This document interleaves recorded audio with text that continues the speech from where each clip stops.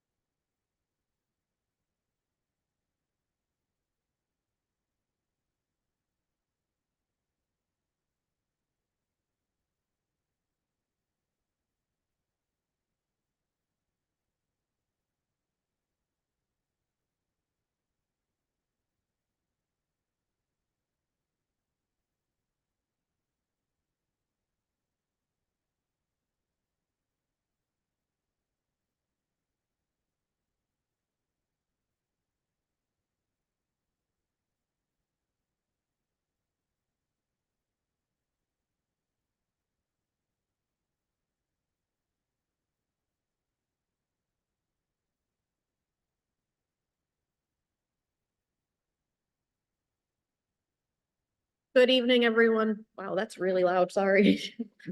Tonight is Monday, June 17th, 2024. We're at the Green Ladle and we'll call the meeting to order at 7:33 p.m. with the Pledge of Allegiance.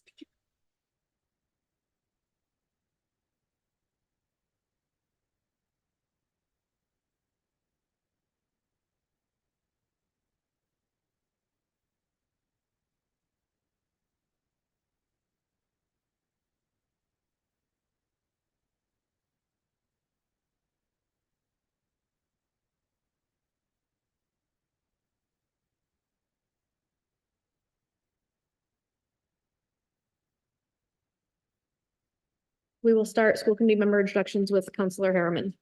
Scott Harriman, City Council Representative to the School Committee. Donna Galant, Ward 7. Megan Hurd, Ward 6. Ashley Medina, Ward 5. Craig Charpentier, Ward 4. Janet Bowden, Ward 2. Phoenix McLaughlin, Ward 1. Megan Parks at large. Jake Langley, Superintendent. Member Eames is absent excused tonight. Agenda item number 3 is public input.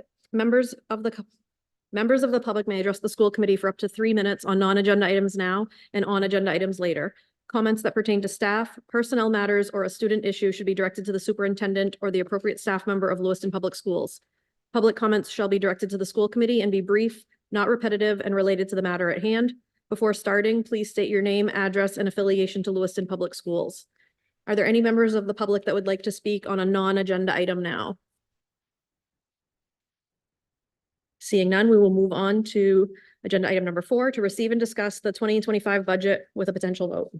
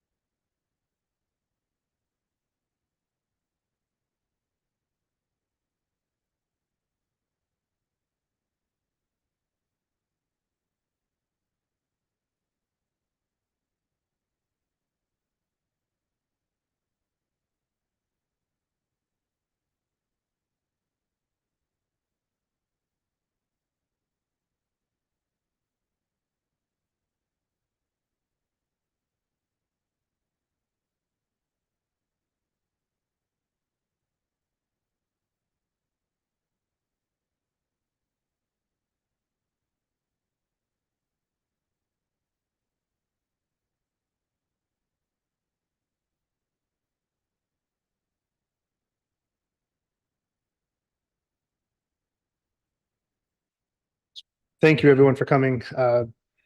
Have some notes here in the memo that we are going to share. Certainly has been a lot of input over the last short period, but fast moving. And I think a period of time that has caused a lot of people, including myself, some angst. I think the request from our community by way of vote is a pretty harsh reality, and we'll continue to work through it to the best of our ability. Sharing a memo tonight. Again, these are options for the school committee to consider. You don't have to take all of it. You don't have to take any of it. The last meeting we met and we had worked ourselves to a point of around $1.5 million.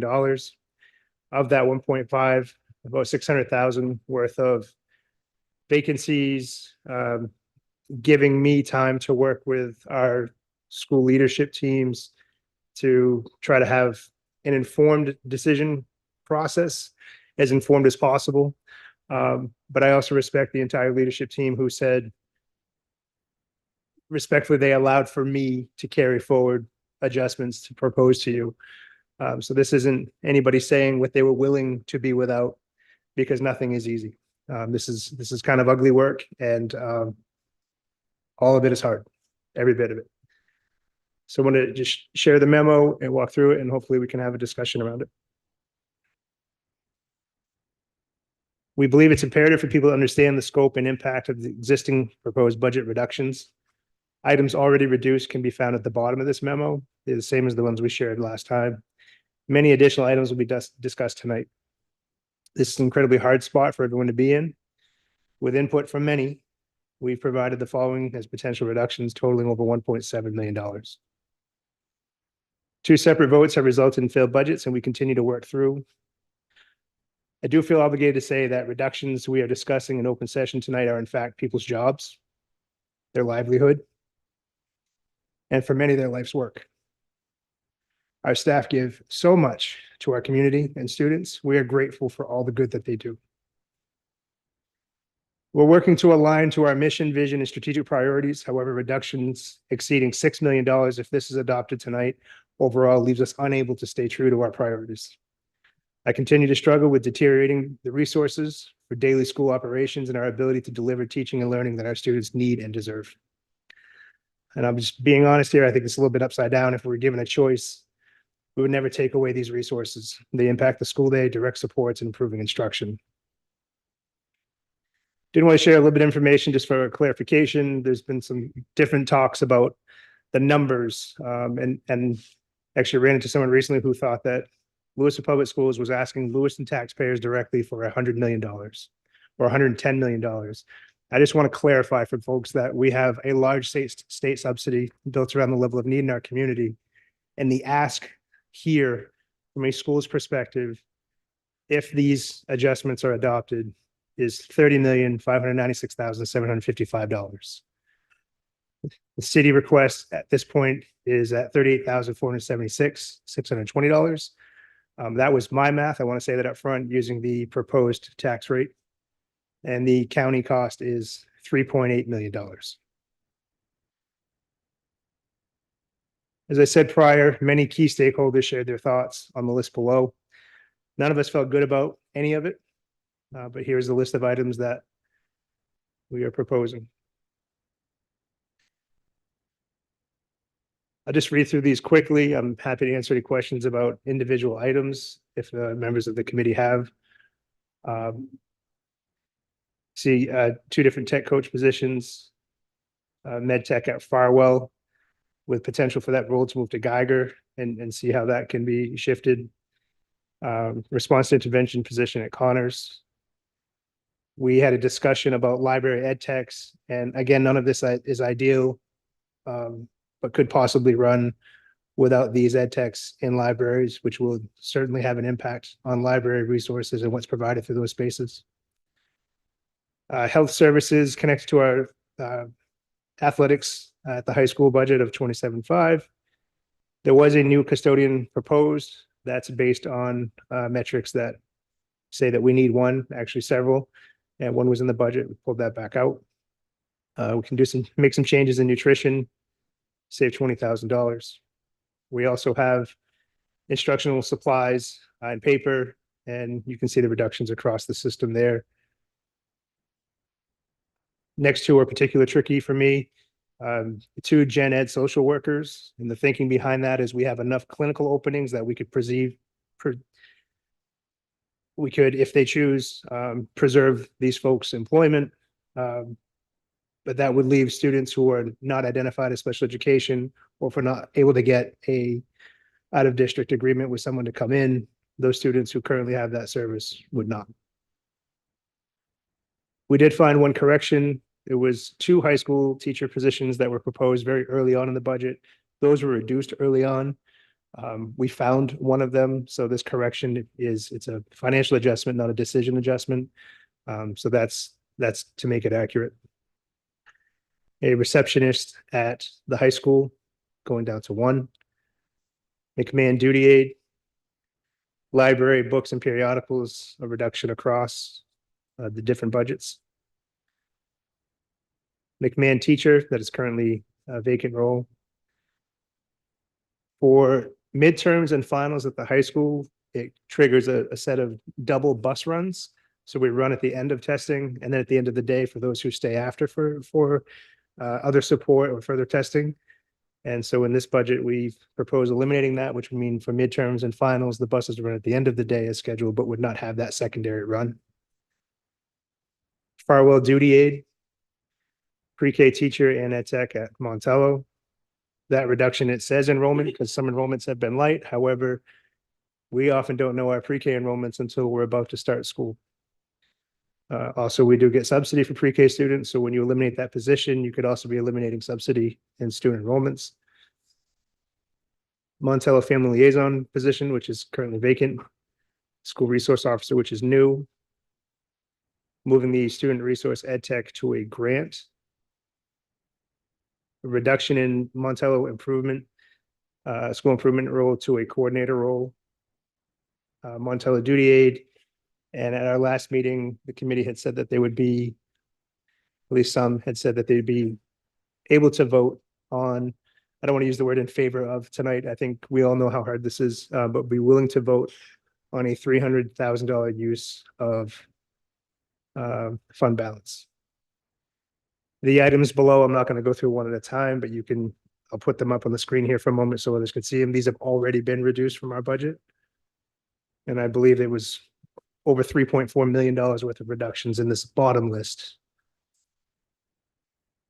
And you can see the top list is 1.7, 142.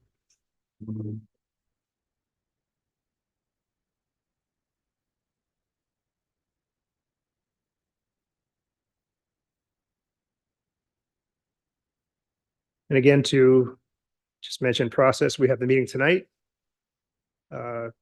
If there's a vote and an approved number tonight, I would take that then to the city council tomorrow night for a budget workshop.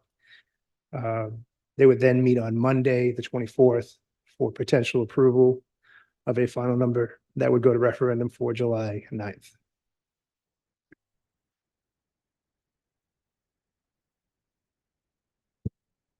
Questions or comments from the school committee?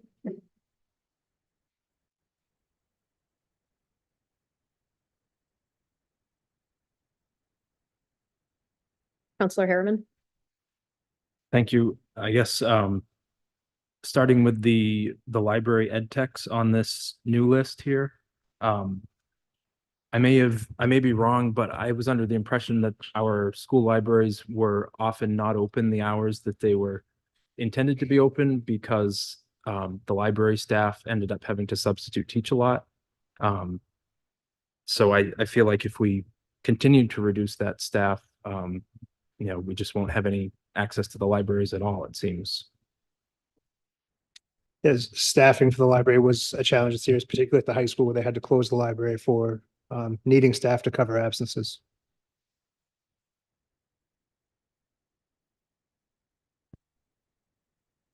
Would you like me to open it up for public comment before school committee comments? Okay. We will go to public comment. Just a reminder to keep it under 3 minutes. I'll have a timer. I'll let you know when there's 30 seconds left, and try to not be repetitive. Start with your name, address, or affiliation to Lewiston Public Schools, please.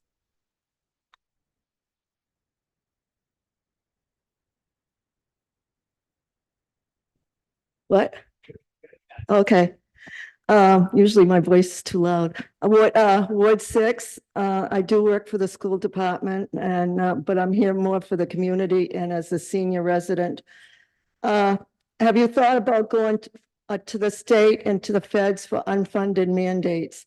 I think we should all get together this summer and really have a public meeting and talk to them about unfunded mandates. That's where the problem is in special ed and other things that we're not getting the money, but yet we're mandated to do all these things. And then I saw where you cut, nurses, techs, and things like that. Again, we need those people for backup for the teachers with mental health today.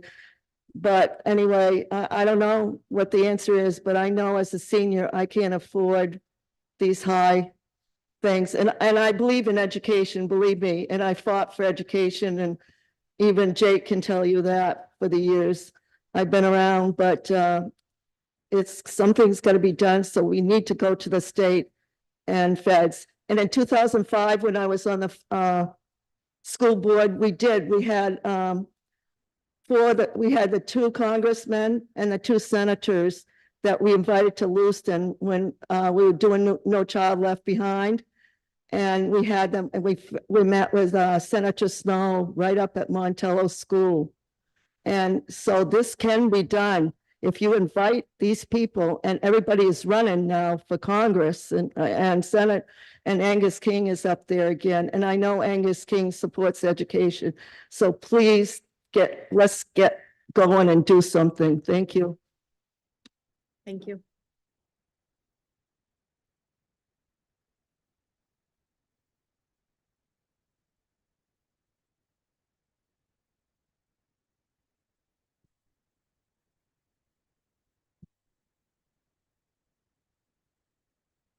Hi, my name is Krista St. Cyr.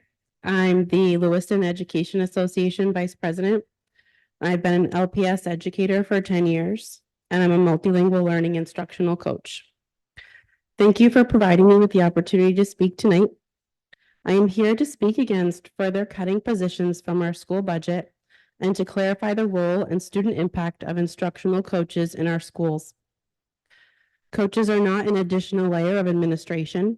We work directly with students, which is why we are on a teacher's contract, along with other certified professionals who work directly with students, such as counselors, clinicians, deans, librarians, and nurses. Coaching is differentiated professional development that benefits both teachers and students and directly contributes to student achievement. Coaches partner with teachers to identify learning goals for their students.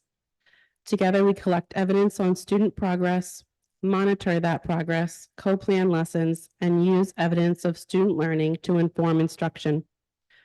The impact on student growth of instructional coaches is often greater than that of a classroom teacher due to the breadth of their influence. As a classroom teacher in the middle school, I would impact approximately 60 students per year, totaling 180 students over 3 years. However, as an instructional coach, I had a direct impact on 852 students over the past 3 years, with 92% of those demonstrating growth during coaching cycles. 8th grade teachers who engaged in multiple coaching cycles throughout the past 2 years of their loop saw significant growth in their students. A few examples are 5 multilingual students exiting ML programming, which is 20% of the teacher's caseload. 25%. Special education students who do not typically make a year's growth in a year, growing by multiple grade levels in reading. This is unprecedented growth. The strategies and practices that teachers learn and apply through coaching cycles not only benefit the students they currently teach, but also every single future student that they will have throughout their entire career. Cutting instructional coaching positions is not just a budgetary decision, it's a decision that directly affects the quality of our education that our students receive. 30 seconds. Instructional coaches are not a luxury. They are essential to providing the best education possible for our students. I urge you to consider the long-term impact on our children's futures and maintain these vital positions in our schools. Thank you. Thank you.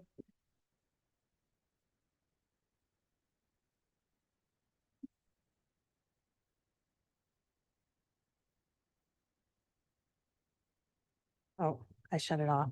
Great.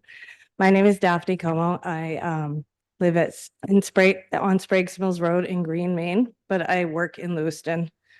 I have a process question. A governance question. I'm reading a letter, but I'm also speaking on my own behalf. Do I only have 3 minutes to do both? Okay, I'll try to be quick. Good evening, school committee members, teachers, parents, guardians of Lewiston students, and fellow community members. I grew up in Lewiston, have worked in Lewiston my entire life, and I raised a daughter in this community. I want to acknowledge that since I'm a citizen of Green, I've often wondered, since 2011, I've often wondered if it would be my place to speak at a meeting such as this, and I have met that feeling with self-doubt. However, I came here primarily primarily tonight to read a letter written by my daughter, who is a literacy teacher to multilingual learners at Lewiston Middle School. I came here as her mother, who should have spoken up on multiple occasions to this committee when she was a student and we lived here, and I want to rectify that now. First, I want to thank all of those among you here and those who will see this online who voted for the school budget the first time. Parents send their most precious and vulnerable family members, starting at the age of 4, 5, and 6 years old, into schools, entrusting educators with the most important task of teaching their children. Thank you to all of those who listened to educators when they told you what they needed to succeed at that task the first time. Thank you for seeing the school budget not as a burdensome and costly expense, but as an investment in the future. Thank you for recognizing that every single dollar spent on educating students and their educators multiplies in its return to a community, sometimes in the form of citizens who go on to become business owners and homeowners who pay taxes, and sometimes simply in the form of money saved on state correctional facilities and social services. Mostly, an educated community fosters citizens who are involved in democracy, who feel like they belong and help others to feel that way. You cannot put a price on that. To others who criticize that the budget is too high and that you pay too much in taxes already, perhaps that is true. I believe one of your city councilors last week identified the reason. The tax base is too low to cover the needs of the city. I invite you to recognize the ways that you play a role in that. The rhetoric in this town is anti-immigrant, it's homophobic, it's racist and classist. And if you think high taxes are bad for business, you should see what that rhetoric does for businesses. I don't know what the secret is to changing the conversations that are happening here in public and online, but I know that education plays a giant role in that. Some of you may know that the teachers at Lewiston Middle School's multilingual program promoted 11 students out of language services. That means that the programs that they're doing at Lewiston Middle saved you budget dollars next year. My daughter credits part of this success to the coaching positions you've debated cutting from the budget, and here's her letter. Good evening, school committee, fellow teachers, parents, and guardians of Lewiston students, and fellow community members. Thank you for taking the time to be here this evening. I'm writing here to help preserve our Lewiston teacher coaches. Last year, as a first-year teacher, I utilized coaching on several occasions. I'm grateful to have worked with experienced teachers for support in real time in my classroom. I attended college during COVID and never had the opportunity to student teach. Several of my colleagues are in similar positions. Others have been in the field for a while and need support with the new and ever-changing curriculum. Having coaches in my building provided a quick solution that allowed me to feel supported during what would have been an overwhelming entry to teaching. Many of you have impulsively decided that cutting coaching positions is an acceptable solution to save the district thousands of dollars annually. I challenge you to think about how detrimental that can be to teachers such as myself, or even to new teachers such as myself, or even experienced teachers who haven't been exposed to the new technologies or adapting curriculum. Who are we to turn to? I challenge you to sit down with the coaches, ask them how many classroom teachers they have supported this year and how many times they've had to sub during the current substitute shortage. Where will those coaches go? With more and more positions being cut, the general feeling of resentment when your job is cut, we cannot expect these coaches to return to our classrooms. Ask yourself, do you really want to lose more experienced teachers in a district with high turnover rate? Teacher coaches are a pivotal partnership in our schools. They provide us support in all aspects of teaching, assessments, and classroom management. Additionally, they gain professional development to bring back the schools and guide us through. Without having supportive coaches, I'm not sure I would be where I am today. Coaching, and this is a quote, "Coaching is unlocking a person's potential to maximize their growth." It's by John Whitmore. Thank you, coaches, for helping me grow as a teacher and reach my full potential. Thank you for listening and reflecting on what cutting coaches really means for our district. Thank you. Thank you, and thank Courtney for us too.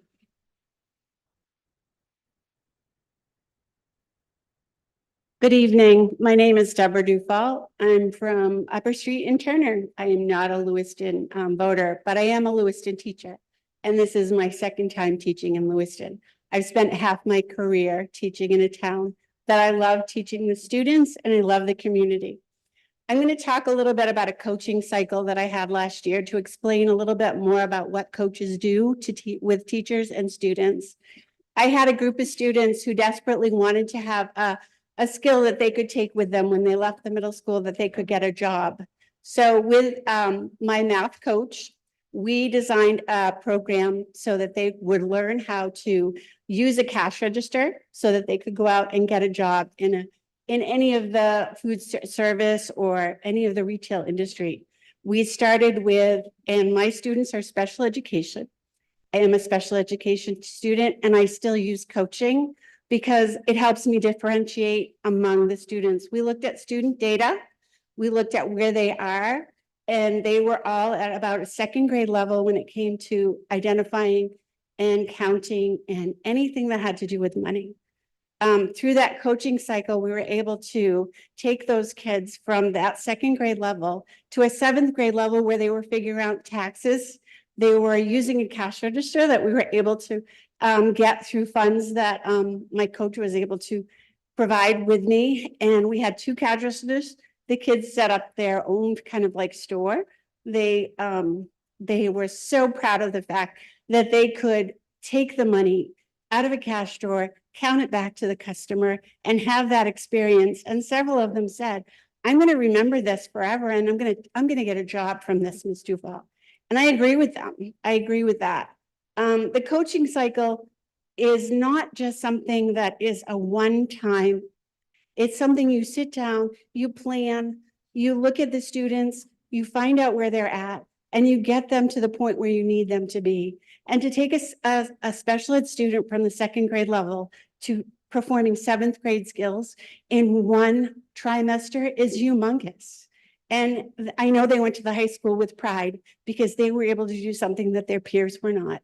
So I want you to really, really think about our students and where they're at and where they come from.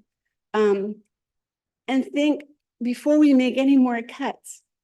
There's so few of us and so many of them, and we need the extra help. I thank you for your time. Thank you. Okay. Hello, my name is Russell Warren. I am currently a literacy teacher and a multilingual educator at Lewiston Middle School, and this is my 4th year being there. So I want to start off with just giving a couple of specific pieces of general data right now.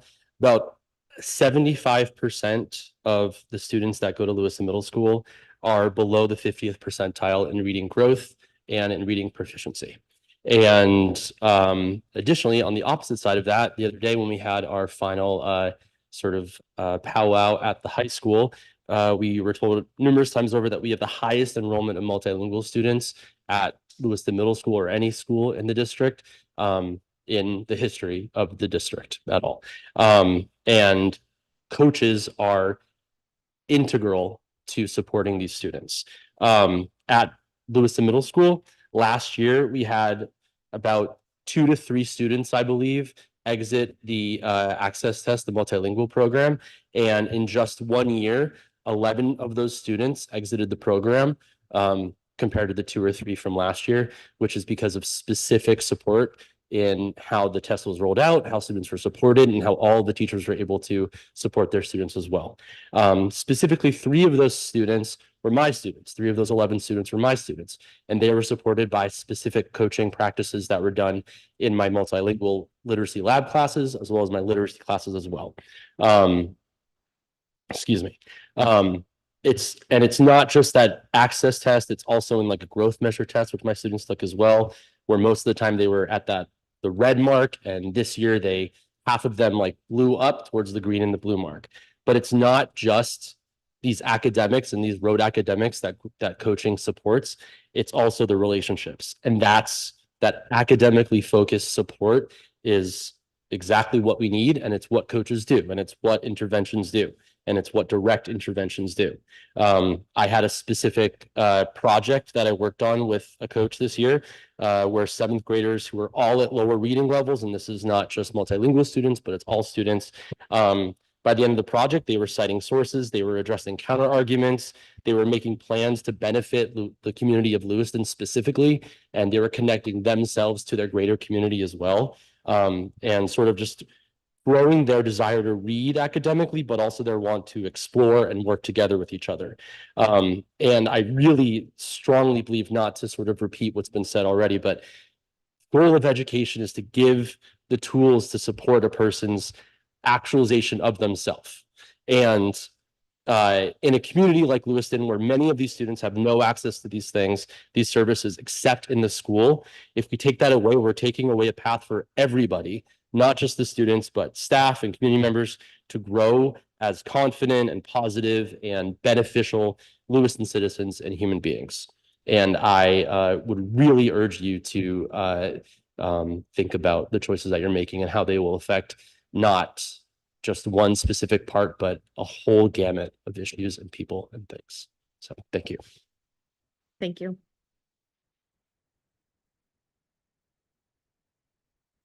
Good evening. My name is Michael Dudley. I'm the math instructional coach and content leader at Lewiston High School. I live at 8 Zora Street in Auburn. And I want to thank you for allowing me to speak and for reading my email on Friday, and for those of you who responded. If you had told me that I would not believe, if you had told me that I would believe so strongly in a job that I would drive 3 hours every day to do it from September to February, I'd have told you you were crazy when I came here, but I did. And part of the reason that I do that is because I believe in what we do at the Coach's Corner at Lewiston High School. In my over 280 hours of cycle time with teachers across 15 teachers in 10 cycles, what I have learned is this. The most common feedback that I receive is that coaches make the work more sustainable for teachers. They help teachers feel more effective, and students notice the difference. In addition, I have seen 95% of the students that I work with in those classes, that number over 300, achieve some sort of mastery of standards, and 70% of them meet or exceed those standards. I believe in what we do, and I believe that the demand will not go away. Ed Week reported in December of 2023 that there are 55,000 vacant teaching positions in the United States and 270,000 teaching positions that go on emergency or conditional licenses. Teachers need the support, and these cuts mean to undermine that support. But I'm not going to tell you how my teachers feel about it. Thankfully, one of my cycle teachers is here to tell you her story and how coaching has positively impacted her students and her work. Thank you. Thank you. Good evening. My name is Liz McCallum. I was a first-year teacher at Lewiston High School this past school year. I'm one of the teachers that benefited from coaching this year, mostly with Michael Dudley, but also in small ways with other coaches. And I can say at the start of the year, it was a hard start for my students. It was a hard start for me. I was learning new curriculum on top of trying to learn PSYOP and new strategies. And I believe without coaching, I would not have made the progress that I have made and heard from administration that I made throughout the year. I can say that through coaching, I was able to use both strategies that I had as well as new strategies in a way that was effective in getting kids interacting with each other, asking the right questions, and asking each other more questions, rather than putting it all on me. I was able to interact more with the students themselves, learn about the students, talk to them, because they were learning from each other. They weren't sitting in their seats, looking at me, asking academic questions. And also throughout the year, on multiple occasions after March, once I had done a good chunk of a second coaching cycle, I was starting to hear from my students as well, how they enjoyed having Michael Dudley in the classroom, how they enjoy the changes that are being made. They have a better understanding of the material because of the coaching cycles, and that there is a very clear difference from how the year started, before these strategies were in place, before these strategies were being in effect. And just that they benefited so much from having this person for me to bounce ideas off of and to talk to and become more effective for them. Thank you. Thank you. Good evening. My name is Andrew Cody and I'm a math teacher at Lewiston Middle School. We are in a difficult spot right now. I think the best path forward would be to take more money from the fund balance. And the way I look at it is if I were to have some unexpected medical expense tomorrow, I would hate to take the money from my savings because I would have less money in the near future if I needed it, but that's the only option. That's the way I look at the fund balance because any further cuts to the budget is going to be extremely harmful for our kids. The proposed cuts takes supports away from the students and places more burden on the teachers.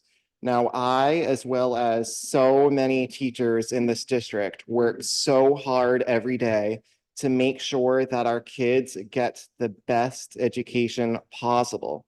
And I will always do that. But the reality is, teachers can't pour from an empty cup. If teachers get less support, the students are going to get less support as well. And the positions that people might call teacher support staff, that's student support staff as well, because the supports teachers get directly impacts the supports that students get.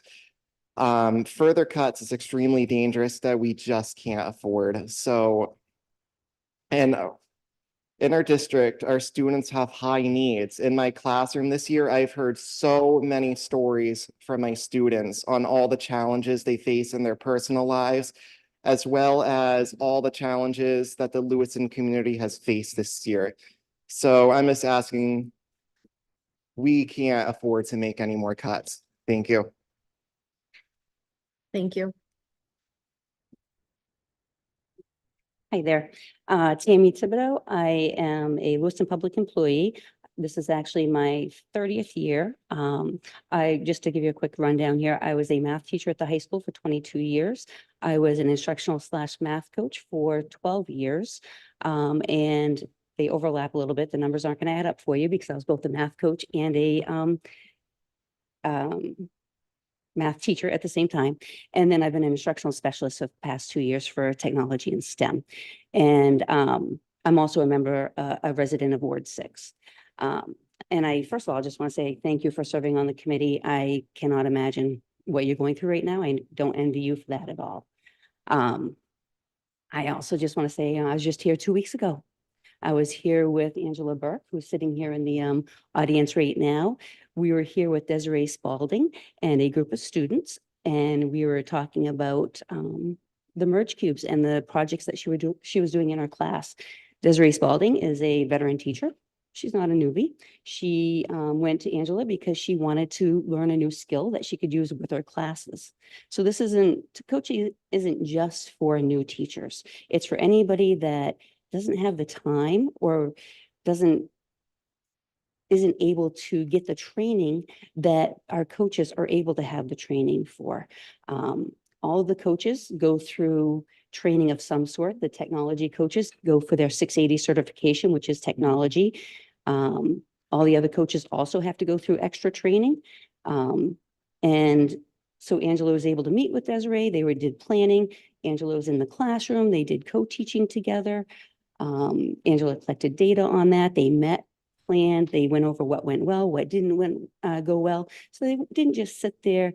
It was a one-off and then leave the classroom. They were a partnership throughout that whole time. And so without the coach though, I don't know if Desiree would have incorporated that. And as you guys could see when they were here that day, the kids absolutely loved what they were doing. They had a really fun time with it. They were very engaged throughout the whole process. We were very fortunate. We had a clinical day at the middle school. And so a lot of district coaches also were able to go in and observe that. And even when we were in there in the classroom, the kids were so excited about it. Also, over the past 2.5 years, LPS has secured $190,000 in grants to purchase technology for teachers to use in their classrooms with students. We've purchased Sphero Bolts, Sphero Indies, Merge Cubes, and Co-Spaces, which is an online program. I worry without the technology coaches that you're cutting right now, a good portion of these devices will sit on shelves. Because if you don't have someone that's able to take the time to show them how to use it, then we're not going to be able to do that. I'm not sure if you're aware of this. There are only 4 technology coaches in the whole district. So by cutting 2 of them, we've now cut it by 50%. So we'll have 2 coaches to cover all of the buildings in the district. Additionally, we work through with a grant with the Gulf of Maine Research Institute, where our technology coaches and math coaches work directly with classroom teachers to create lessons to use in math classes that involve Ozobots, Sphero Indies, Sphero Bolts, and Finch robots.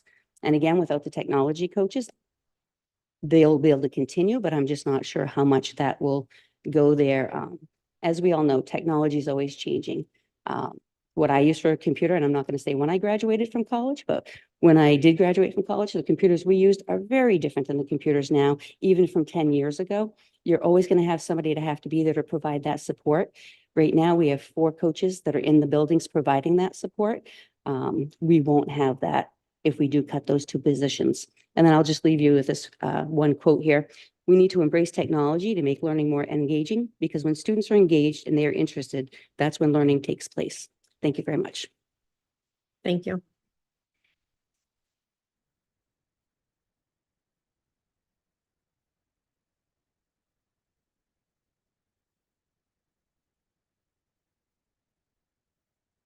Good evening. My name is Bree Allard, and I am a literacy coach at Lewiston Middle School. Tonight, I'm going to actually be reading to you a letter from a teacher also at Lewiston Middle School who could not attend tonight's meeting. So it's going to introduce her. That's not me, though. Good evening. My name is Faith Cook. I'm a building substitute currently positioned at Lewiston Middle School. I was asked if I could share tonight my experiences working one-on-one in a coaching cycle, as well as the positive impacts it had on students and myself in the classroom that I've been working in most recently. Before I get into that, I want to take a minute to tell you about what I did at Lewiston Middle School over the course of my time there.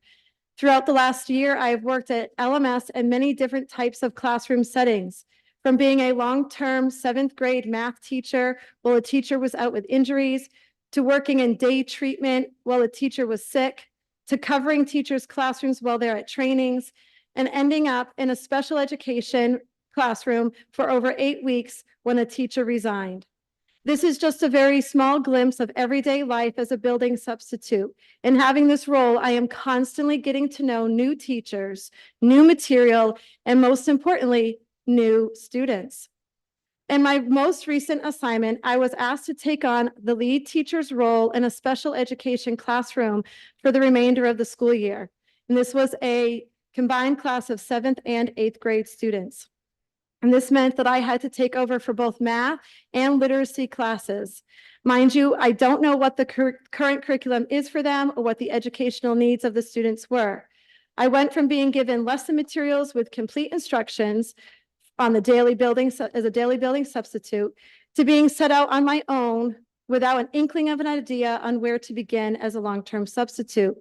With this new role, I was also given a resource, the coaches. Growing up as an athlete, I always really looked to my coach as my guide. When I felt unsure, when I didn't know if what I was doing was right, or when I needed someone to literally show me exactly how to do something, that's what they were there for. When you think of a successful team, it doesn't happen without coaches. That's exactly how I look at the success of the classroom I worked in. To put it very simply, it would have been extremely difficult to have had the growth amongst students that I had in the classroom without them. The coaches were able to come in with materials, showing me exactly what I needed to do, different lesson plans for the different grade levels.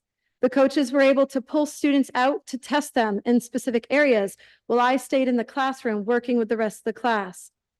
To give you a specific example of growth, when the coaching staff first started the coaching cycle, they individually tested each student's literacy level in multiple different areas. Based on this, the coaches put them into different groups, whereas those students had common strengths and weaknesses. So I can't hear you. Oh, we're at 30 seconds. Oh, I have 30 seconds. I'm sorry. Okay.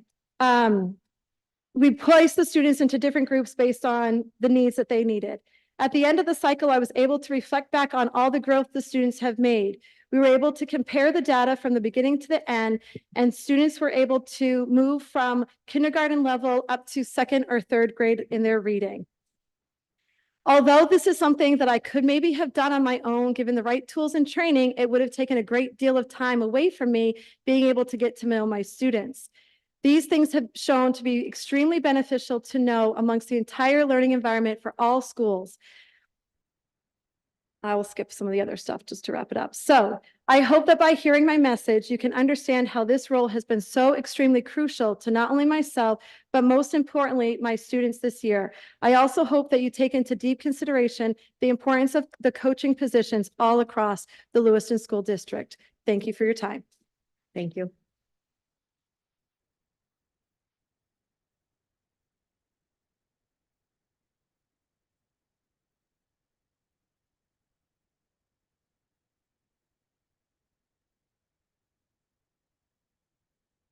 Good now. My name is William Howard Ellis, and I currently am a teacher at Connors Elementary. I've been teaching in Lewiston since around 93. I've been through good times and I've been through hard times. One of the best times was when I was a coach, or I was given coaching back in the 8th grade at Lewiston Middle School about 10 years ago. It was amazing. It really helped improve my teaching and it proved an outcome for the students. When I think about the fragility of our students and how many different backgrounds they come from, and I'm reminded of my thought in 2020 when we got hit by the pandemic, that our students needed experienced teachers. We needed all the help we could get. I wonder how many students were sent back into a little bit of trauma this past weekend when we had that shooter in Auburn. It certainly brought back some bad stuff for me. It is imperative that we remember the needs of our students, and the coaches are integral to the success and growth of our students. Our students learn because of those resources. We really need to keep the coaches. Thank you. Thank you.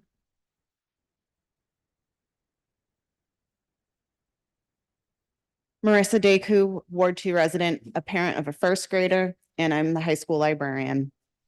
I'm here because I want to remind the committee, but also the public, about the success of our school. Lewiston High School has been accredited by the New England Association of Schools and Colleges since 1932. In 2022, we just renewed through our process, which is led by teaching faculty and not the administration.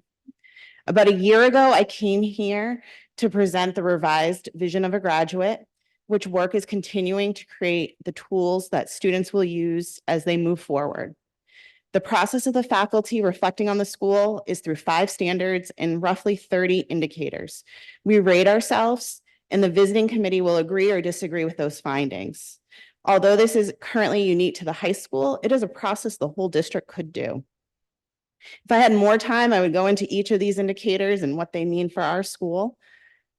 1.4, the professional staff commits to continuous improvement through research, collaborative learning, innovation, and reflection. Coaching. Instructional practices are designed to meet the learning needs of each student. Educators engage in ongoing reflection, formal and informal collaboration, and professional development. 3.4, collaborative structures and processes support the coordination and implementation of curriculum. 4.1, students receive appropriate intervention strategies. 5.2, the community and the district's governing body provides time to enable research-based instruction, professional growth and development, and improvement to school programs and services. And 5.3, the community and the district's governing body provides adequate and dependable finances to implement the curriculum, including co-curricular and other learning opportunities. Stating that the coaches are not with students is false. From what I see daily, they are with classes. We have book clubs and programs to get students to read that's flourishing at the high school. Students are engaged with co-taught classes as we improve instruction through professional development. Coaches are the first to be pulled from their regular duties to sub along with other ESPs and staff like myself. If we want to recruit and retain good teachers in Lewiston, we need to offer the growth opportunities. I wouldn't want a doctor to never have additional training if they graduated from med school years ago. It's something that our coaches are able to provide to our teachers. I believe the accreditation is a process worth keeping. And when my son is entering LHS in 2032, as we would be hosting our next visit, I hope that we have a school dynamic that's even worth putting forward to the accreditation board. Tonight, I learned that the LHS Ed Tech for the library is even being considered to cut. We lost a position last year in the library. NEASC is saying that we should have 3 people in the library. And to even think that that library can be run by one solo person is unacceptable. There is no way. So I really ask that you think about what it is that can be cut. I understand it's a rough season, but we cannot run our schools with that many positions cut. Thank you. Madam Chair. Thank you. Madam Chair. Yes. A point of order. In previous meetings and every meeting that we have, we limit public comment to 3 minutes, and almost every single one of these has gone over 3 minutes. Several have gone under, so I was kind of giving people the chance to wrap up and going up to 30 seconds over. That's okay, but I'm just saying it's not equitable. When in the last meeting, we were cutting people off at 3 minutes exactly, and there's so many people here and I want to hear from everyone, and I don't want to be here till midnight. So I was just looking for you to stick to the 3 minutes, please. Yes, I'd like to hear from our teachers and staff. Go ahead, thank you. Good evening, school committee members, Superintendent Langlis, and the greater Lewiston community. I want to thank the school committee and our city council for supporting our schools. I know these tough decisions are not your preference. My name is Rachel Nadeau, and I live in Ward 2 and own property in Ward 6, where my elderly father lives. My husband and I are Lewiston property taxpayers. I also teach special education students at Lewiston High School. My comments tonight are more for the community. As a taxpayer, I understand the concerns of other taxpayers with regard to the school budget. The city is in the process of reevaluating our properties after not doing so for 30 years. This is way too long to go without a revaluation, in my opinion, and taxpayers are concerned about the tax hike it will bring. Waiting so long to reevaluate properties is on the city, and it is my hope that voters don't punish our school district with severe funding cuts because of it. At one of the city council meetings where the school budget was discussed, one of the counselors asked what instructional coaches do. Are they like aides? They asked. I thought to myself, my God, we haven't used that term in education in about 25 years. Is this indicative of how our community, how little our community knows what happens in our schools? This year, I was tasked to teach non-readers how to write. One has to know how to read even a little to be able to write, but many of these students, due to their disabilities, were non-readers. This was like asking these students to run before they could crawl. I emailed our technology integration specialist, an instructional coach, to help me find ways to use technology to help teach my students how to write. We had meetings, brainstormed ideas on which digital tools could be used, how they could help the students. Then they came to one of my classrooms to teach alongside me. I was then able to take what I had learned and use it in my other classes. The approach was met with success, as many of those students left for the summer knowing how to use technology to write and edit sentences. That's what coaches do. They are necessary to help teachers be the best teachers we can be. And now, because the budget has failed again, our coaches and other necessary positions are on the chopping block. The cuts mentioned in Jake's report are unacceptable to me. 4 special ed clinicians gives me a level of anxiety I can't even explain. Even knowing I would have to pay more in taxes to fund them, I don't want to see them cut. Why would a business want to even open here if our community refuses to stand by our schools? These cuts would be detrimental to the future of our community. Thank you.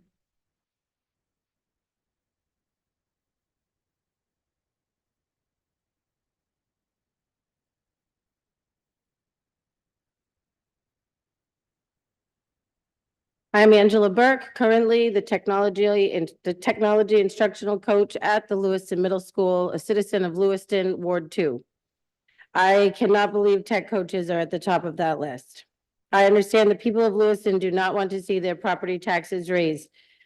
The costs are rising everywhere, milk, gas, electricity, and it seems beyond our control, and it is. So when a school budget vote comes along, people see something they can influence and they vote no. I firmly believe that cutting positions in this Lewiston Public School District is not the answer. And I guess I stand here right now to specifically say that cutting technology instructional coaches is absolutely a mistake. Thank you, Tammy, for what you said. It's good to see all of you again. I was here a couple weeks ago. I just want you to know that what you saw is the tiniest tip of the iceberg of potential. This new technology has enormous potential for our students. Enriching new technology not only makes learning more interactive and enjoyable for students, but also significantly improves student growth test scores by enhancing engagement, motivation, personalizing their learning experiences. I'm going to add to what others have said about what being an instructional coach truly means and how this role directly impacts our students' education and growth. The term coach in the context of schools is similar but different from its use in sports. Coaches work with a team and help each player be the best they can be. Just like a sports coach, instructional coaches create game plans or lessons plans, manage resources, organize and run trainings, and foster spirit and motivation. My sport, education. I work with a team of educators and every single student in that building, helping each individual reach their full potential. At LMS, my team comprises the staff and students. This involves teaching and supporting effective classroom management, delivering impactful lessons, fostering critical thinking, problem solving, and creativity. It's about building experiences and relationships that help myself, the teachers, and the students all be our best selves, while also delivering opportunities for our children to experience joy through learning and trust and love with each other and with us, the adults that they see every day. Just one of the new and important reasons my position should remain at LMS, artificial intelligence. Many of my direct coaching cycles have at least a little bit, in some cases a lot, of AI incorporation.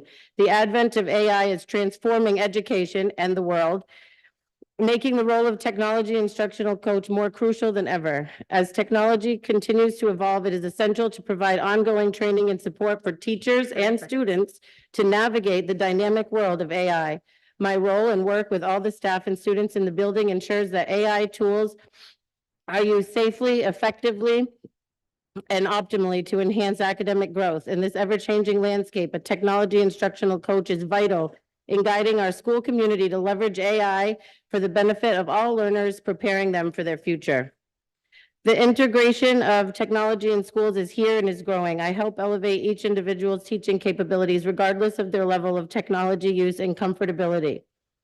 I am involved in all content areas. Sometimes I'm like a math coach, a science coach, a literacy coach, supporting unified arts classrooms such as health and music to bring lessons to the next level.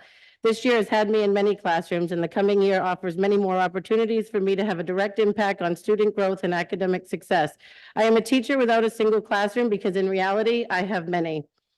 Attending conferences is a small part of it, and what I learn I can take back to the table. A committee member last week said that teachers want to go to these themselves. They absolutely do go to conferences themselves, and they take back valuable and beneficial information. For those who can attend, coaches can be there to help give them all the techniques and knowledge for their daily instructional practices. Thank you, Angela. 30? Yes, you're done. Your time is up. Sorry.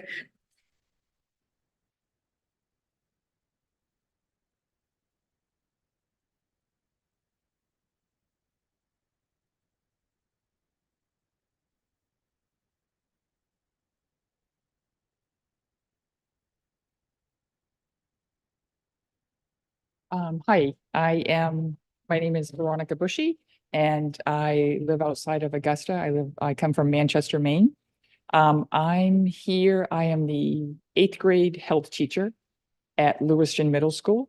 This is my first year teaching at Lewiston Middle School. And I'm here in support of the instructional coaches at Lewiston Middle School. I'm a recipient.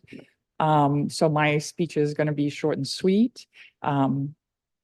It's been invaluable to have the coaches work with me this first year. They have allowed, by working with the coaches, it's improved my teaching methods with my students. It's allowed me to be a more effective educator and to gain confidence in myself.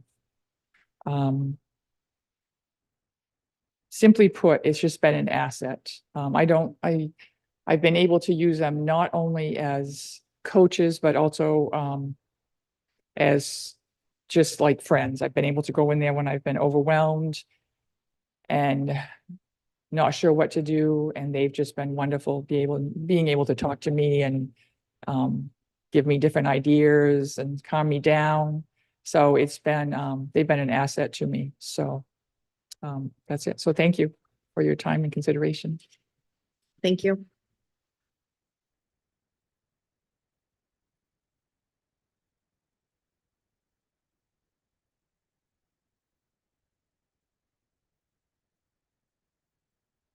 Matthew Agron, Ward 4. It's sad to see that the majority of the 600K in pig and poke cuts are coming directly from our frontline teachers and ed techs, the front lines who work directly every day with our kids. Library texts and books. Why would we ever want to limit our kids' access to books and the knowledge within them? Now, let's be honest, it'd be really nice to be able to give the schools and the teachers everything they need to do their job. All the money, all the support. But at the same time, everybody now needs to tighten their belts, be it the citizens, the businesses in the city, the school, and the city services. You all are going to have to make some really hard choices at what's to cut so that the citizens out here will pass this budget. It might require more of the fund balance. Could we make a hard 10% reduction across the board on all non-fixed costs, i.e. salaries? Yes, it will be hard, but it's what the citizens of Lewiston are going to have to do once we pay our fixed costs, make hard cuts. We are being killed by both state and federal unmandated funded mandates. These costs are only going to keep going up so they can pass on what they feel are worthy programs to local citizens to pay instead of paying for it themselves. You guys need to stop and talk to them about it. Thank you.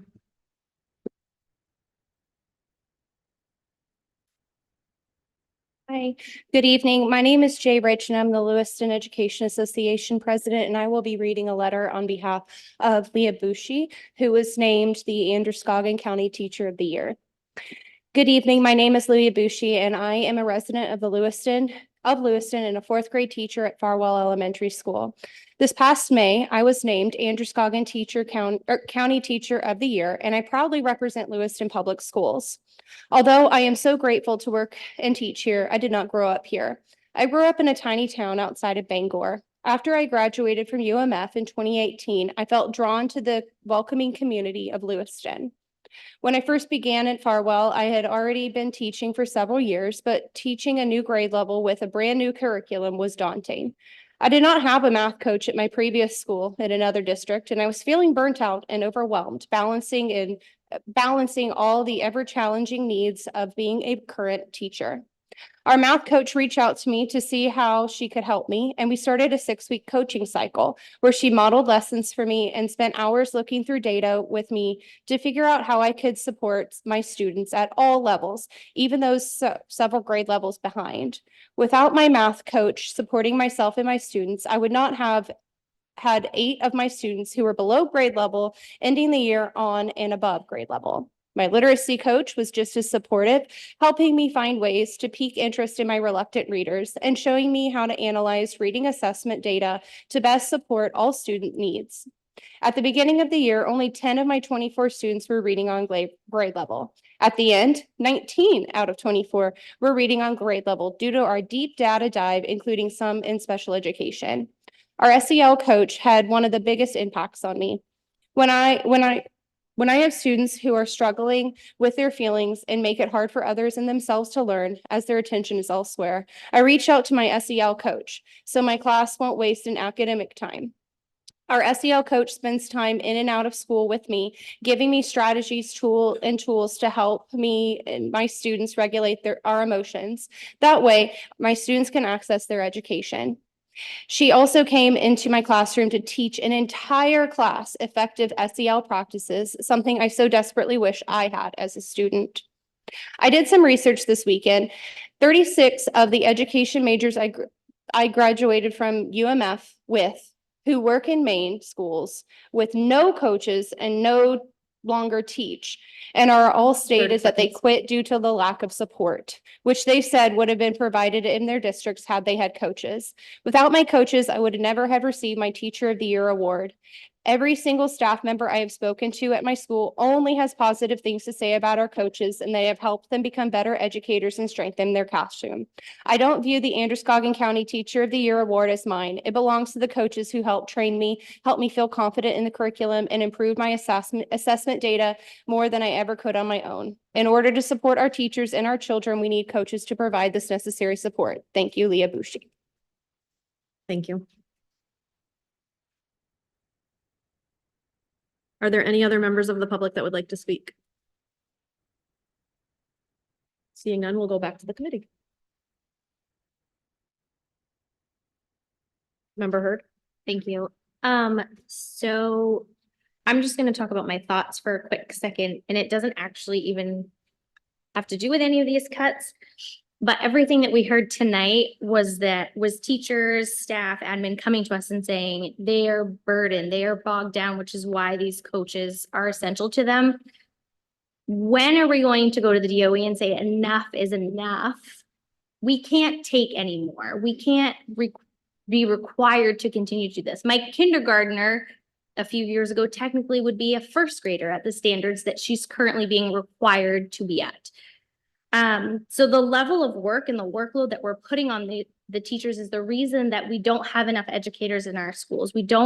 These teachers need coaches to be able to support them because they cannot simply do it on their own any longer. So I don't know what the answer is, but I think at some point we have to hold the line and say, like, enough is enough. We can't do what we need to get done in a day as it is. And you're continuing to pile all of these things on top of us.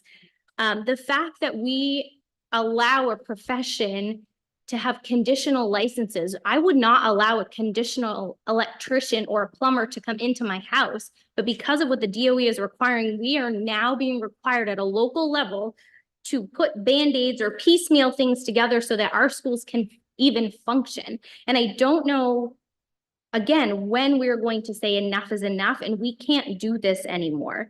I have been a big advocate to say I don't want to use enough of fund balance, but looking at this list, I mean, some of these positions, I cannot imagine us functioning without them. I mean, just looking at the library positions, I love to read, and I have a competition going with multiple other people of how many books we can get through in a summer. And so to imagine to take that away, at that access to our students is just mind-boggling to me when I want my kiddos to read. I pull their iPads, I pull the TV, I pull whatever, because I want them to actually read in a book. We're talking about false news and stories online. What you read in a book is true. That is the history. That is what is there. So to take that away is just, and I don't know what the answer is. And I don't know if now I'm saying, okay, maybe we need to take more fund balance. But it also scares me because what's going to happen in the future? What is LPS going to look like for my two kiddos as a coming third grader and first grader? I don't know the answer, but this scares me. Like, this is very concerning. Oh, sorry, my mic's already on. Member Glant. Yes, I would like to thank everybody that came forward. I have learned a lot by hearing all of you. I think I understand what the coaching position is and what it is not. So I appreciate that.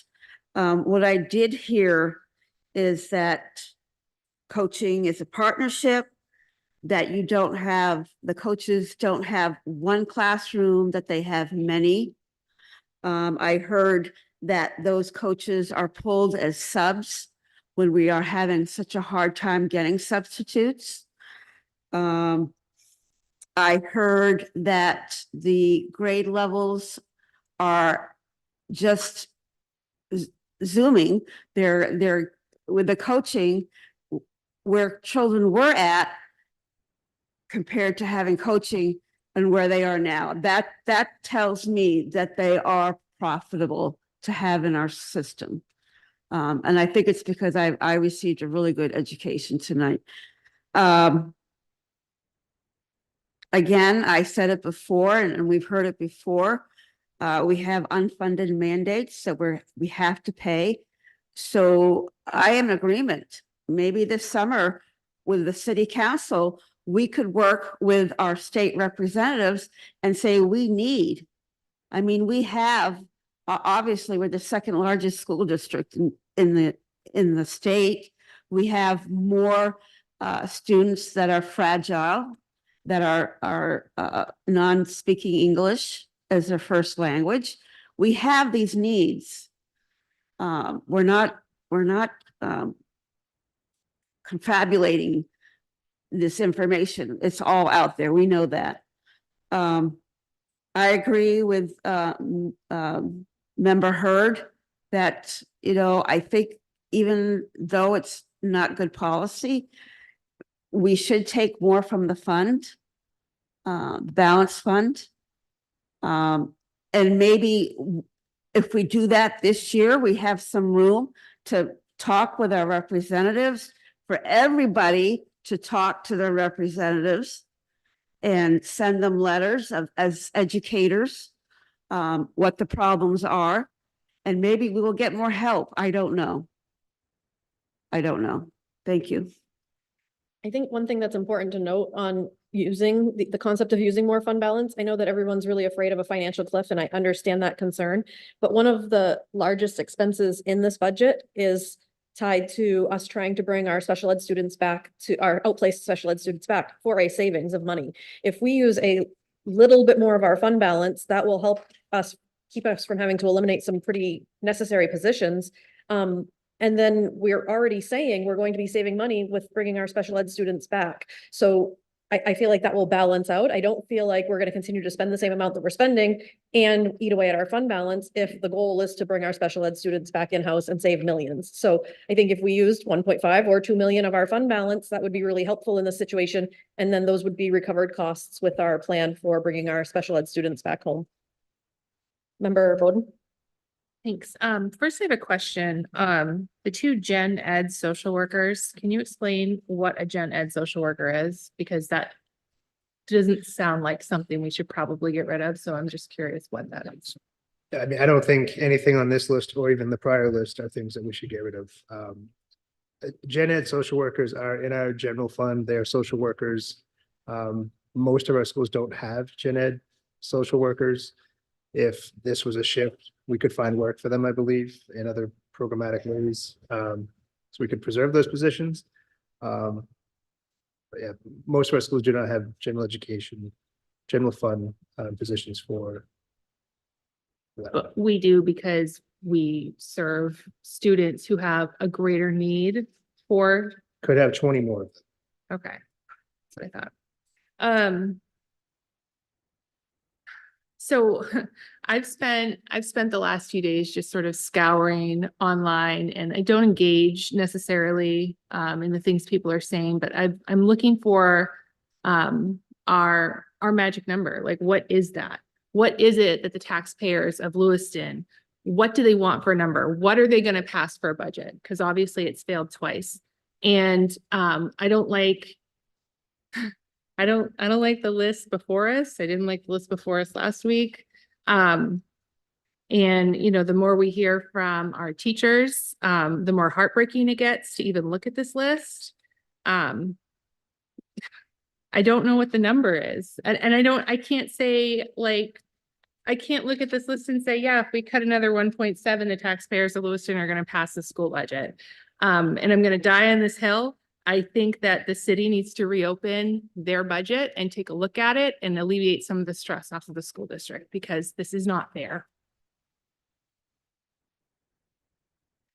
Thank you. I have a question. Do you know how many conditional teachers we have in the whole district right now? Off the top of my head, I don't. There's different categories of certification. So there's conditional, transitional, provisional, and fully certified. We also have some staff on waivers. You also heard one story tonight from a substitute who works at different spots, and then we need you long-term in this different spot. So we our threshold for substitutes, while we have many that have college degrees, is high school diploma. And the reality is, if we don't employ these folks and try to make them the very best that they can, we wouldn't have the capacity to keep schools open. That's a harsh reality right now. And that's not just the Lewiston thing. I think somebody else mentioned that, there's over 500,000 open spots in our country. And we talk to schools in our immediate area that this is what they do. They're teacher prep colleges, and their numbers they're really, really hurting. So there's not as many people going into the profession as once did also. So we're trying to navigate the certification challenges, I'll say. And as you know, we've done a number of things. The apprenticeship model that we're working on still, we already have some people taking classes through different things, including the Alphon funds and Central Maine's pathway, and working with the state on how we get people to that highly qualified place. Would you say we have more conditional or somewhere in that spectrum teachers right now than we normally would? Oh, absolutely. Okay. And the general ed social work position, is that tied to the second substance use counselor at the high school in any way? No, it's not. Okay. It's separate. Great, thank you. Member Bowden? Thank you. I just wanted to bring one more thing up. I had a constituent reach out to me today and propose kind of like a out there idea. But I said I would bring it up because, anything's a possibility with this budget. She said she doesn't actually love the idea herself, but where we're in such a pinch, for a lot of reasons, obviously because of the budget, but also retaining, pulling teachers in, with such a dry pot, as you put it, out there. She recommended we switch to a 4-day school week. I've never heard of such a thing. But the incentive would be a long weekend every weekend, and that extra day off. I know, I'm sorry. I said I would talk about it because we are pulling at strings here. So I'm just gonna put it out there. Maybe it incentivizes to bring teachers into our district because they get a 3-day weekend. It saves costs, that extra day that we're not, using our resources, not using busing, electricity. I don't even know if this is a possibility, but I said I would throw it out there because it was brought up to me. So everyone's laughing, but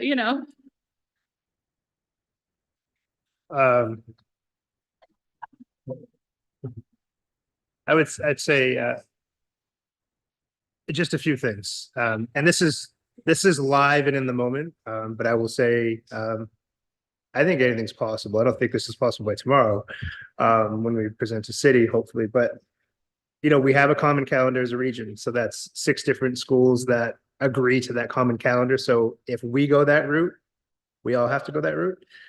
We have things like CTE programming that has certain hourly requirements, and those are matched by busing schedules. And so if we're off, do some work 5 days, some do not, I don't know. Do we lengthen the day? Do we get permission from the state because their criteria is 175 days of school and not hours or seat time? It will present other challenges, at least in Maine, as it relates to weather and sunlight, and after-school activities from co-curriculars to athletics. Those will all have to start very late or create different windows of time. I also don't know economically what parents would do with their kids every Friday I would see, or what I've heard of other districts that have actually tried this in other places, they have provided a remediation and activities and some level of childcare on the Fridays, which I think could be useful for a community, but that didn't save any money. But I do think there are other potential savings, like if you bus one less day a week and you shut all the lights off and you have another day where people aren't using the restrooms and toilet paper and just the consumable pieces. There certainly can be savings to the 4-day work week, and a number of businesses, both here and elsewhere, have gone to that model because of production time. When you're in good rhythm, if you go 2 more hours, 3 more hours, what does it look like? So I'm not just shooting down the whole idea. I just my brain just went into logistics mode, and I was thinking, how do we figure that out? I think we need a lot more conversation. But I like the idea. I think we have to explore everything we can. Counselor Harriman? Thank you. So first, I guess I'd like to thank everybody who spoke, and thank you for all being civil. So in this budget, we are looking at, it looks like well over 30 positions. If we take all of these proposed reductions here, well over 30 positions that would be cut this year. We cut over 60 positions last year as well. And I just feel like continuing to cut staff is just irresponsible for the future of our schools and, you know, also the future of our city. I know that we haven't really wanted to use more of the fund balance, and that it really is there for emergencies, but I feel like we're at an emergency at this point. And so I would propose just using more of the fund balance to bring the local share down a little bit more, and then see if that passes at that point. Member Hurd? Thank you. So this is so painful for me to say, but not because it's you, but because I agree with Counselor Herman of maybe using some more fund balance, because this is really hard for me. I'm also going to, because I'm on the facilities committee, sorry, Bill, I'm going to throw you under the bus for one quick sec. And I have like a better than average knowledge of how RFPs and our consumables, like Jake was just talking about, work. That's what my husband does for a living. So I would love to see, as a district, I am sure as teachers, where there's so many of you here, you would gladly give back one of these positions or a couple of these positions for one blue pen and one black pen and one type of paper and one type of stapler and one brand of staples and one brand of whatever we're going on here. So as a district, I know it's super easy for us to just tell our teachers and staff to go on Amazon and purchase this or purchase that, and you click buy and it comes out of our budget. But if we were to streamline our consumables into one blue, one black, one type of toilet paper, one type of tissue, one type of stapler, one brand of staples, one brand of paper, it's actually amazing the cost savings that you would see. So I hope, as a member of the facilities committee, that we will work on this in the future. We haven't really worked on it a whole lot yet, so I'm anxious to see that. I know some of our stuff did go out for RFP. And trust me, I understand how passionate you are about your certain types of pens and if it's gel or if it's whatever. And I understand that. But I think we are in emergency situations. And so anything that we can save is definitely something that we need to think about. And is it really worth your favorite type of pen or your favorite type of stapler or your favorite type of notebook? And so I think those are things that we will hopefully be looking at next year. But I do agree. I think we need to look at maybe using a little bit more fund balance. And I don't know if this is a situation where Jake and his team goes behind the curtain and decides, if we use X amount of fund balance, what you're going to keep. I don't know how that works, because I know our last meeting we talked about, we wanted to know exactly what you were talking about cutting before we actually vote on it. So I don't know if you're in a position to say, if you give me an extra $1 million, this is what I won't cut. I don't really know how that works.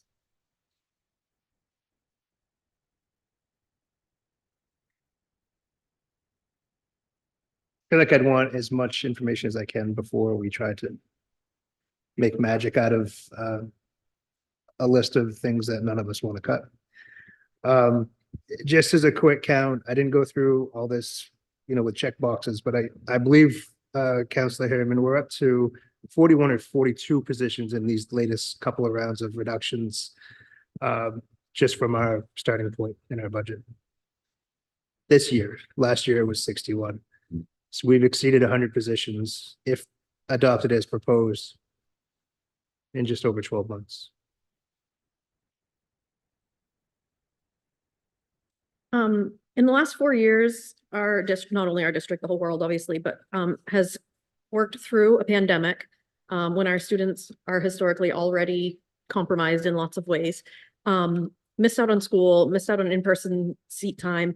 And then last year had the shooting, missed out on more time, experienced more trauma. The idea of cutting social workers, RTI, the school resource officer, a lot of these positions just seem so counterproductive to the work that we're here to do. I know that no one or very few people are in support of using more of the fund balance. But as I've been saying for weeks, we're out of options.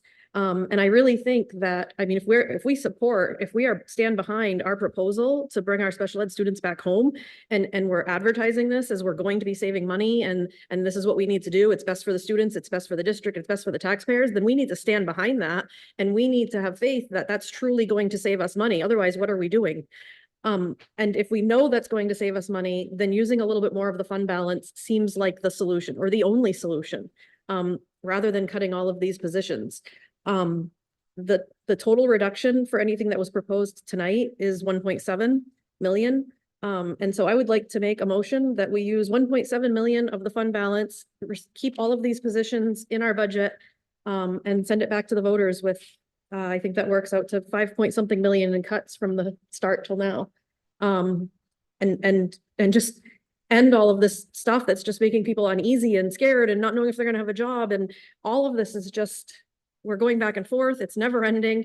And we need to do something. And so that's the motion that I will. I second that. Thank you.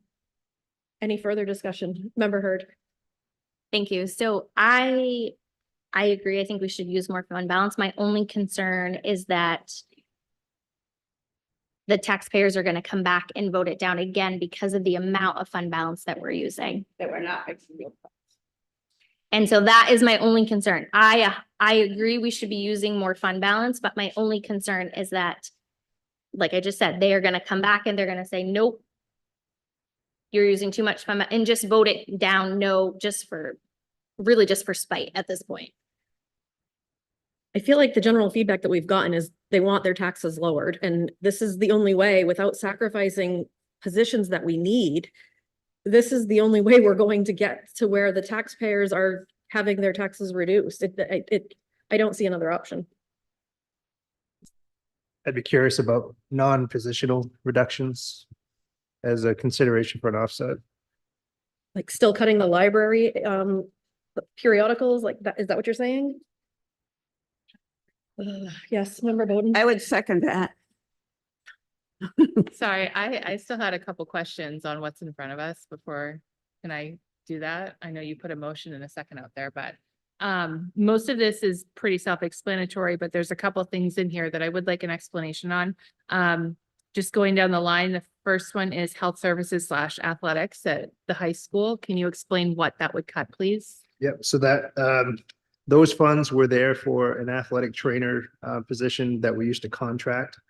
And over time that rolled. And so now that we go about that entirely differently, those are funds that we can reduce. Okay. So that's not cutting any. It doesn't impact programs directly. Okay, that was my question. Or- And then the $20,000 for nutrition, is that a position or is that like literally taking away food? Like, what is this? That's a fair question. We have a cost ratio structure between transportation and nutrition as it relates to our director. Mhm. And we have the ability to charge more to the federal grant. And that may result in having to create some efficiencies from a nutrition perspective, but it is reachable. And so I've had that conversation. It will it will have impacts kind of throughout the system, but it's reachable without reducing the amount of service.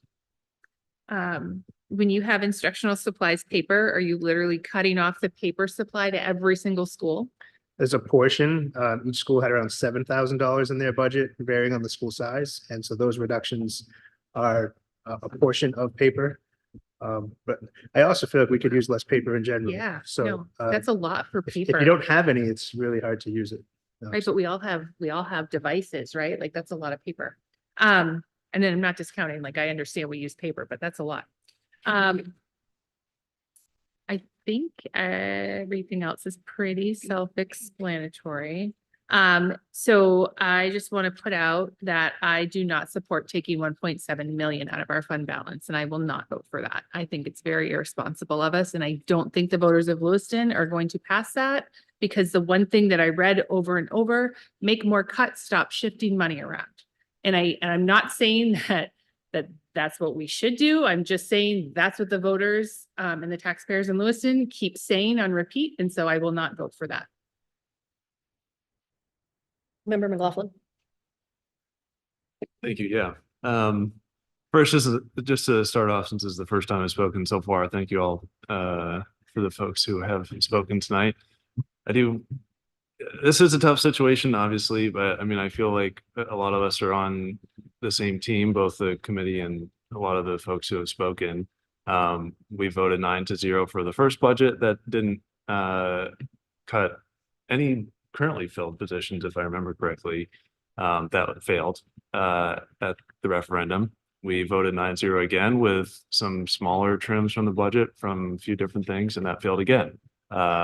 With even more votes, the margin was a little better, but still failed. 1,600 people voted against it. And I think even, if everyone in this room votes for it, that's not going to make the difference. If everyone in this room, gets a few people to vote for it, maybe that will start to make the difference, but we're not there yet. And to be honest, I don't think the city is going to save us. I don't think the state is going to save us. I don't think the federal government is going to save us this year or next year. That's just not my sense of the situation. Even there are some various mandates from the state government that did come through over the last couple academic years, is my understanding. And I do think there could have been better funding support for that. But honestly, even if there was, we would still have a pretty major increase, potentially to the tune that voters still would have voted it down. There's a lot of reasons why it is as expensive as it is to run a school district in the modern day.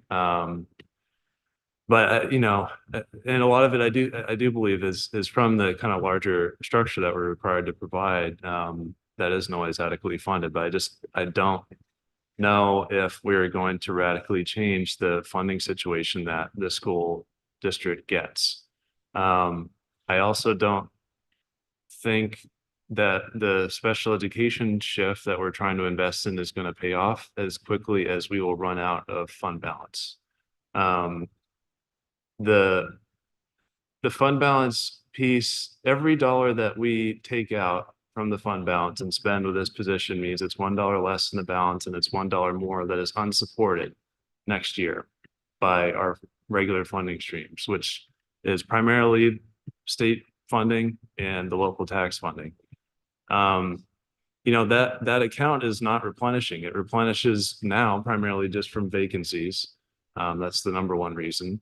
We don't have the influx of federal funds, which is why we're able to spend 5 million of it over these last few years. We're going to very quickly get down to 2 million, if not next year, probably the year after. And so I just feel in this position where, I don't want to be cutting these positions, but how many more positions are we going to be cutting next year or the year after that? That's my concern, and my concern for all of you, honestly, who are staff. You have this next couple weeks of uncertainty hanging over you, and I think that is really unfortunate. But I also don't want a $5 million hole hanging over you as you start the next school year. I mean, our budget process starts again in a few months. So I'm not supportive of using so much more fund balance. I think if we can identify, a couple of things in here that we prioritize above anything else, and we want that to be covered, I can get behind that at this time, especially since it sounds like, some more committee members want to go that way. But it's just, I feel extremely invested in the long-term financial sustainability of this organization, and the fund balance isn't going to get us there. And using more of it now only makes the next year more difficult. And I don't want to be in this situation again next year and the year after that. So that's my feeling on that. So I'm going to vote no to the motion as it is. And I did want to explain that though, just so everyone understands where I'm coming from. I do also have a specific question related to that, for the superintendent. Do you have an estimate of, if this shift towards more in-house special education services goes well, do you have an idea of how much that could start to net savings over the next, year or 2 years? Because my understanding was that we're not going to see net savings until multiple years out. But I'd like to know more about that. Projecting an unknown to an extent, because we still have to hire and build these programs, which the idea is that this will, as you said, be built out over probably a 3 to 5 year window. Director Crafts believes with some preliminary numbers, if we can get the staff using the reserve funds that have already been appropriated for it, that we can probably save between $1 and $3 million in the first year. In year one, I think that's 3 is a very ambitious number. I think we can save money. That money that will save from tuition, though, I need to remind everyone that we have kids on a waiting list. So in year one, you could see funds not spent on a group of kids that are back with us, but a new group of kids that have been waiting for their placements kind of shifting out. So in year one, you could see a little more of that neutrality. But again, it's the step in the right direction. Where year two, I think we could see, again, if we can effectively staff, things start to shift. And I think in years 3, 4, and 5, you start to spin that model of how this work pays for itself. And I think we'll always have some level of tuition students because of level of need, but we could start to pivot where the programming we can provide, if we have the space, could actually, to some extent, pay for itself. And we would still receive subsidy for those students. I've said it before, but I just want to say it again. Prior to the pandemic, the district operated on 1 to 2 million in the fund balance for a very long time. It's not normal for us to have as much money as we do right now. And it's taxpayer money. It's money that the taxpayers have voted in years past to approve for our budget that went unspent. So it's not necessarily our money to sort of hold on to and rely on. It's the taxpayer money. And I feel very strongly that we should give it back in order to solve this situation. Counselor Harriman. Thank you. So I know we do have a motion on the table, but I was just going through this new list and totaling up the things that are not current positions. And so that would be the health services and athletics money that was mentioned. That custodian that's marked as new, that is a new position that's not currently in the budget. Is that correct? Correct. Okay, so if we include that, the nutrition money, the paper, the library books and periodicals, and also that second line on the second page, the correction in the LHS teacher position, the transportation adjustment, and the proposed new school resource officer position, that's a little bit over 319,000. And I would be okay with cutting those things and then around 1.4 million of fund balance in order to get to this number here. I just wanted to offer that out there. I know procedurally we have to vote on what we have in front of us first, but possibly. But I just wanted to put that out there. Are you proposing a friendly amendment? If others agree to that, Can we clarify what that would be? What was the exact number you came? I came to 351,391. Is that around where you came to? I was around 319,000, but Oh. I might have missed one item or so. I might have added something in twice, so maybe somebody who's better with numbers should look at that. 319,091. 391. Okay, somehow I had an extra. Oh, I probably added the 32,000 twice. That would make for that. Okay. 391. And then you said 1.4 from the fund balance? Yeah, 1.4, or I mean, it could make it an even 1.7 in total, but I would just go with 1.4 from the fund balance just to make it easier to do. I'm fine with that. I mean, who seconded? Did you were the one who seconded it? So I'm fine with it if you're fine with it. Okay. Do you have all of that? So you're saying use 1.4 and then also use the 319. Correct. Any discussion on this? Member Heard? Thank you. I'm having a real hard time with that 1.4. So my question is to the committee, if this goes to referendum and it gets voted down again, are we gonna come back here and look at this list and say, yep, yes to all this list? Yes. Yes, we're gonna cut this whole list. And I don't know what the answer is. I'm just saying, I'm trying to be play devil's advocate here. I just don't, I love you all very much, but I don't want to come back here anymore. Like, I want a budget pass that supports our staff and our students. And again, like Member Bowden said, I don't know the number to get there. But by using this much fund balance, are we setting ourselves up for another no vote?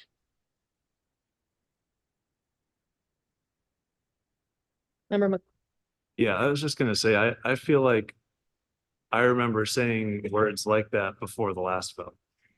Right, and here we are. So are we good? You know, I don't feel like we can keep doing this. We're, you know, if it fails again, we're close to the start of the school year with another vote, right? I mean, that's where I'm coming from with this. So I'm not sure that this is going to get enough yes votes by the general public.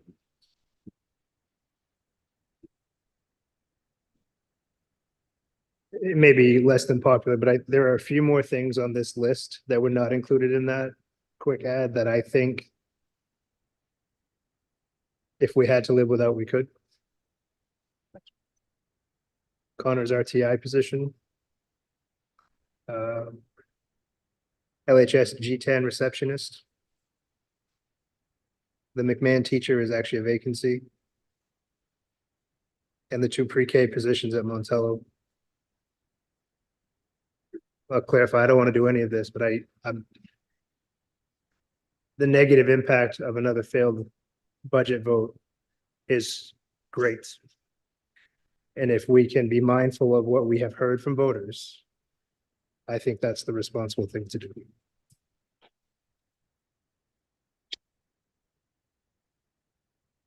But I didn't do the math on that yet. I'm so uneasy about that. Is there somebody in that RTI position at Connors? Yeah, I don't like that. I just don't like it. Connors has so much need. It's hard for me to say cutting RTI is an okay thing to do. Is there any further discussion on the motion that's on the table? Member Medina. So I was one of those people last time that was like, let's not use the fund balance for reasons that were already named. And also, you know, I was also one of the people that were like, well, like, let's see if we can reduce coaches. But after listening to what we heard today and how much they support each other, how much they help the kids. I love the hands-on learning. I'm always an advocate for the hands-on learning, incorporating technology. I mean, come on, kids, that's all they do, right? So let's make it fun for them. But at the same time, like I also want to be respectful of the taxpayers, and I don't know, I've been anxious, I feel sick. I'm like, I don't know, but, I am willing to compromise and, I will, agree to the motion. I do have concerns about it, but at this point, like, we're really hurting our teachers and we're hurting our schools. I mean, like, teachers, they call the other coaches. When I have a hard time with two of my kids, I call my best friend, I call my mom, I call this person, I call that person, and I'm sure everybody else does that too.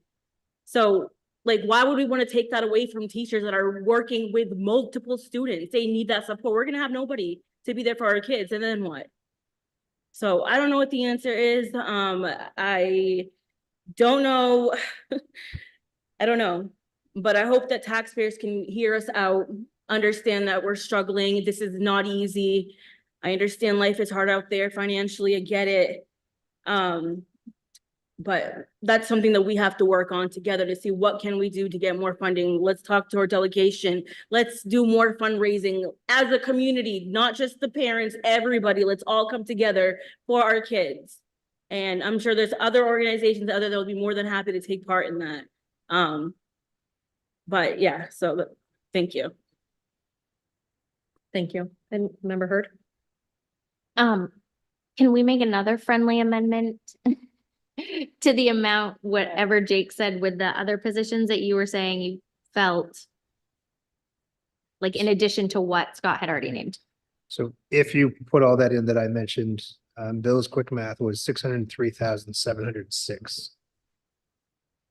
Including the items that Chair Parks and Member Harriman have talked about.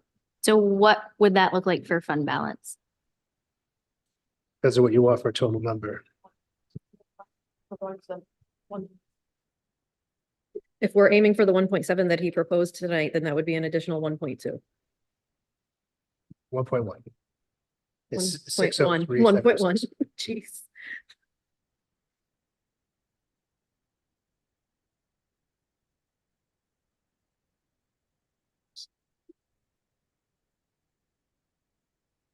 I was just gonna add real quick, there's also 300,000 of the 1.7 is already fund balance transfers on top of the 5 million that's already in this budget before all this. I just want to make sure that the number totals are clear there. Yeah, I think what they did, so the first number was 319, and that was adding up all the non-positional items. And then with some of the positional items I proposed, it was 603,706. So that does not include fund balance in that calculation, even though we have it on the sheet. So whatever you use for fund balance would be inclusive of that component for a total reduction.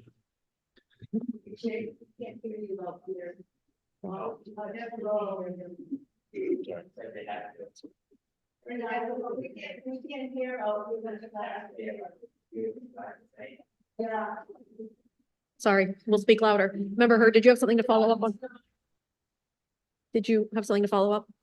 I was just asking how we make a friendly amendment, potentially make a friendly amendment to that new fund balance of 1.1. It would have to be agreed on by both the motion and the second. I'm so uncomfortable eliminating that RTI position. I just. I mean, you can make another motion. If this one fails, you can make another motion. Member, Counselor Harriman? Thank you. I just wanted to add that, if we take another 1.7 million off, whatever way we come about with that, it brings the total tax rate down to about 31.75, which is about, or it's actually less than a 6% increase. And I know that that's still a lot of money, but there are a lot of other things that have, a lot of other costs that have increased in the past few years. And, you know, that the school is not immune from those things too. So our costs are going up as well. And along with everything else, that's just how life goes. And it's unfortunate, but I think that it's necessary at some point that we have to end up getting this tax rate passed. So I would be in favor of, I'm in favor of the motion that's on the table. but we'll see how those play out. Any further discussion on the current motion before we vote? What is the current motion?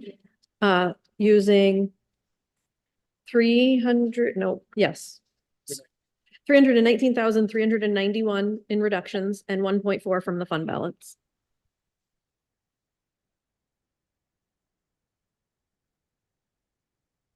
Any? That's what she was asking about to add to that, but we can vote on the current motion, and if it fails, then somebody can make a new motion. Any further discussion? All in favor? 1, 2, 3, opposed? 1, 2, 3, 4, 5. Motion fails 3-5.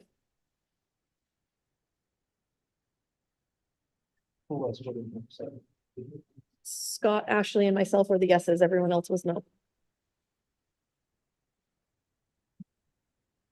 Somebody like to make another motion? Member Heard? She's not here. She's. Oh, did she just come in?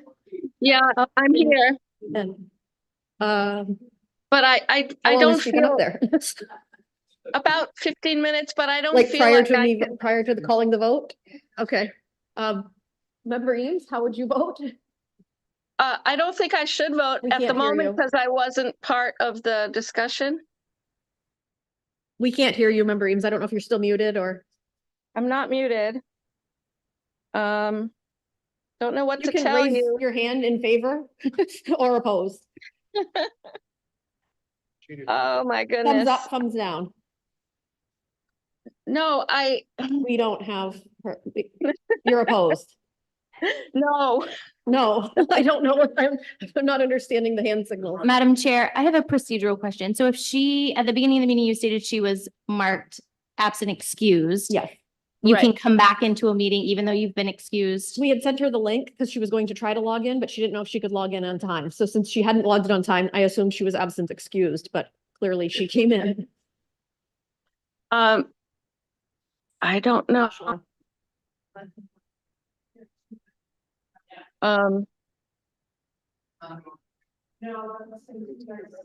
Yeah, we need to get her audio working before we can do anything. I don't know what to do. I don't know. We can hear you now. Start over again. Okay. We can hear you. So what I was going to say is I don't think I can vote right on this part because I haven't heard enough. I've only been here about 15 minutes and that's not enough to figure out everything that you've been saying and how you got to this point. So I think I have to abstain for this round at least. And then, but I did ask whether I could join later legally and logistically, and I didn't get a no. So I did join when I got back from my orientation. But I'm happy to go away. I'm happy to hang on. What do you think, people? You can continue to watch. Yeah, I could watch. I don't think I should vote. Anyway, I'm opposed to any of these cuts, so I'd be voting no for everything because I think we should stay with the old budget. Okay, thank you. Is there a motion? Member Heard? Thank you. I'd like to make a motion with the new amount of, with the 1.1 in fund balance. Is there a second? I'll second that. Any further discussion? All in favor? Opposed?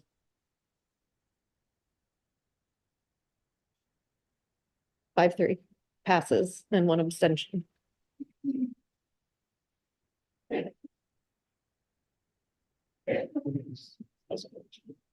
Janet and Craig. Phoenix, Janet and Craig.